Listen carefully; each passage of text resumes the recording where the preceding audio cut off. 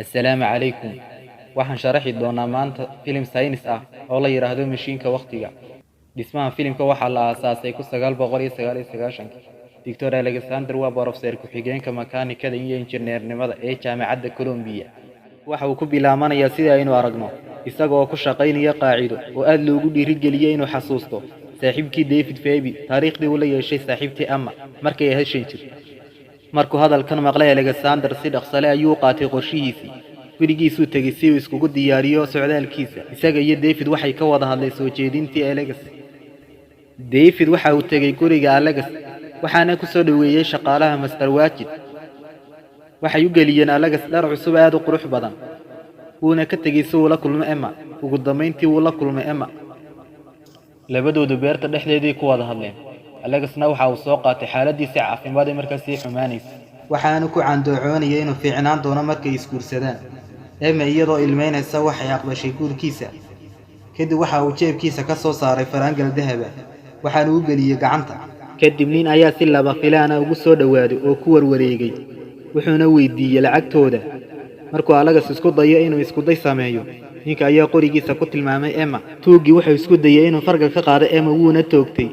Alex waxa uu laabtiisa ku hayay iyada oo ugu yeedhay magaceeda, halka ay neeftu u dhameysay ay qaadanayso oo ay dhimanayso. wuuna ka naxay dhimashadeeda.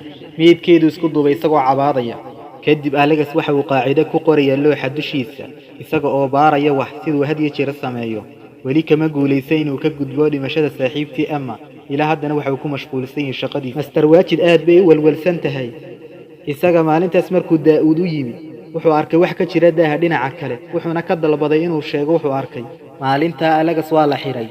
waana markii ugu horeysay tan iyo dhimashada saaxiibtii Emma. daahiyada waxaan ku aragnaa qayb ka mid ah mashiinada waaweyn. dhinaca kalena waxaan ku aragnaa inay leedahay taayiro badan. waana mashiinka filimkeena saameynta ku dhex yeelan doona. mashiinka kursi ku dhex yeel waxa ku fadhiya Alex. markuu Alex soo dejiyo kabaalka, ugu dambeynta kaamiradu waxay soo jeedinaysaa saacadda. waanu aragnaa saacadii u dhaqaaqaysa jihada ka soo horjeeda.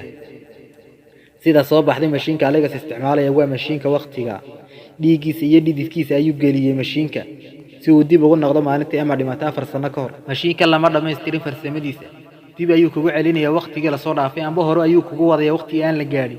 muuqaalka soo socda waxaanu aragnaa Alex oo ku sugan beerta dhexdeeda iyo maalintii ay dhimatay Emma. Emma way aragtay wayna faraxday, waxayna u soo carartay xagiisa. wuu dhunkaday isaga oo faraxsan oo ku orday gaari faraskii ugu dhawaa si uu ugu kaxeeyo beerta. waxay gaari faraskii kaga degeen magaalada dhexdeeda. wuxuu u sheegay Alex inuu imaan doono gurigeeda, isagoo u malaynaya Alexkii hore inuu imaan doono. wuxuuna u sheegay inaanay kaliya xasuusan oo weli jecel yahay. markuu ka tegay Emma, waxaa ku dhacay baabuur oo dhimatay. Alex waxa uu gartay inuusan bedeli karin masiirka Emma, ee wax kasta uu sameeyo ay dhiman doonto. laakiin ma quustay. wuxuu rumaysan yahay in dadka mustaqbalka inay heli doonaan, inay jirto hab lagu bedelo qodobkan. marka waxa uu go'aansaday inuu galo mustaqbalka una barto mashiinka waqtiga. waxa uu soo galay mashiinka waxaanu soo dejiyay kabaalka markale. marka waxa uu soo galay 2030 waxa uu arkayaa xayeysiis.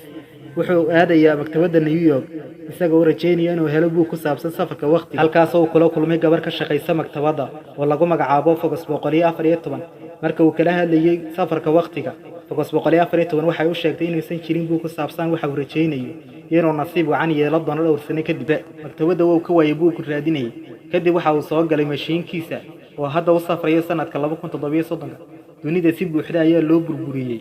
deegaanka dayaxa ayaa ka dhigay dhulka mid la degi karo sababtoo ah dayaxa ayaa soo dhawaaday. xoogaga cufisjiidadka jirku way isbedeleen sababa dhulgari joogto ah iyo tsunami awgeed. hoyga dayaxa ayaa sababay dildilaacyo dusha oo dayaxa ah.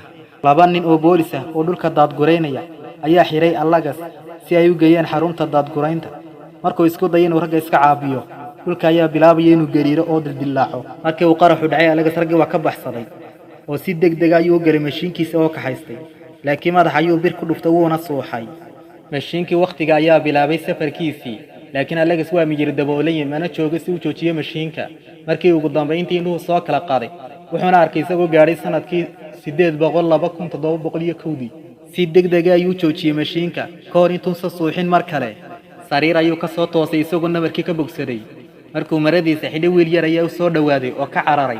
alagas wuu raacay ilmihii oo wuxuu arkay in aadamuhu noqon doonaan mustaqbalka qaab nololeed hore oo ay ku nool yihiin jarar waaweyn dhammaantooda waxa u yimaadeen alagas oo ay daawadeen laakiin ma yaqaanaan ingiriiska marka laga reebo gabar la yiraahdo Maara oo si fiican ugu hadli karta luuqadda alagas Maara wuxuu u sheegay inuu yahay waqti socdaalaya laakiin Maara waxa uu ka codsaday inay dadka u sheegto inuu yahay doqon wareegaya dadkan waxa lagu magacaabaa Elwa qof waliba waxa uu galaya godkiisa habeenkii waxa uu la joogay Maara iyo walaalaheed wuxuuna arkay jawaabka dayaxa oo cirka jooga maalintii xigtay Maara waxa uu geeyay mashiinkiisa waqtiga labaduba waxay arkayeen in aan wax la yeelin mashiinka Maara waxay ku adkaysay inuu tago alagas koor intuusan weydiin sababta dhawaaq dheer ayaa gadaal laga maqlaya Maara way naxday wayna orday si ay u badbaadiso walaalkeed alagas oo wareersan ayaa soo raacay qof kasta agtooda ku wareegsan ayaa bilaabay inuu galo dhagaxyada si lama filaan alagas foolka fool ayuu u yimid nool oo bahala waxaana la yiraahdaa Morlagis in badan oo iyaga kamida ayaa dhulka ka soo baxay waxayna bilaabeen inay qof walba weeraraan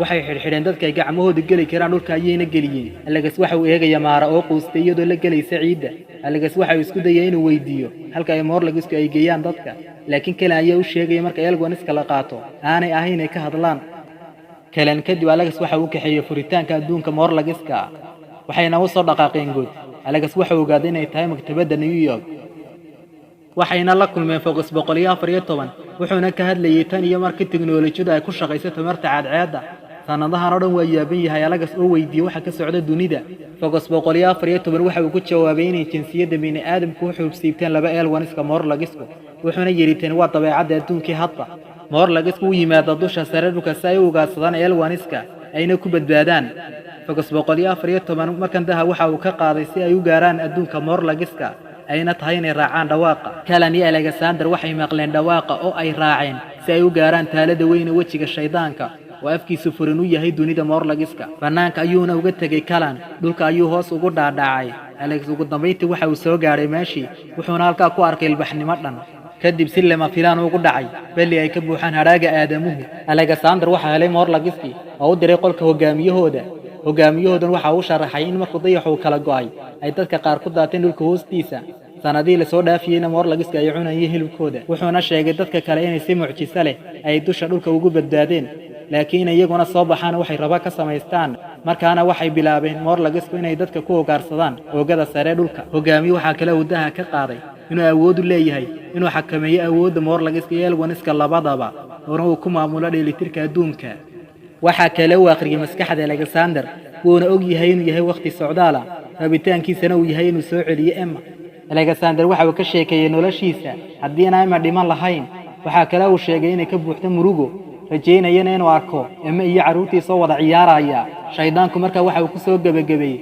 inaysan aadamuhu bedeli karin qadarta dabadeed waxa uu tusay Alexander mashiinkiisa uu ku yimi adduunka Morlagiska shaydaanku waxa uu rabaa inuu ku noqdo halkii uu ka yimi oo aan wax u dhimin dheelitirka bulshada Alexander si aamusan ay ku qabsaday hawshiisa markuu bilaabay mashiinka socdaalkiisa Alexander waxa uu soo dhuftay oo sii jiitay shaydaankii wuxuuna ku qabtay meel ka baxsan goobta mashiinka shaydaankii si degdeg ah ayuu ku dhintay markale ayuu joojiyay Alexander mashiinka wuxuuna arkay inay meesha ay ka buuxaan godadka Morlagiska isagoo soo jiidanay meesha ay hadda xukumaan mashiinka waa qarxay isagoo qaadaya Morlagiska Maara iyo Alexna waxay ku guuleysteen inay ka soo baxaan godka mashiinka meeshaas ayuu ku saaf jarmay Alexna waxa uu go'aansaday inuu la sii joogo Elwaniska maadaama uu halka ku qanacsan yahay muuqaalkiintaas ayuu naga eegyahay subscriber tii like tii share ta naga iloobina assalaamu calaykum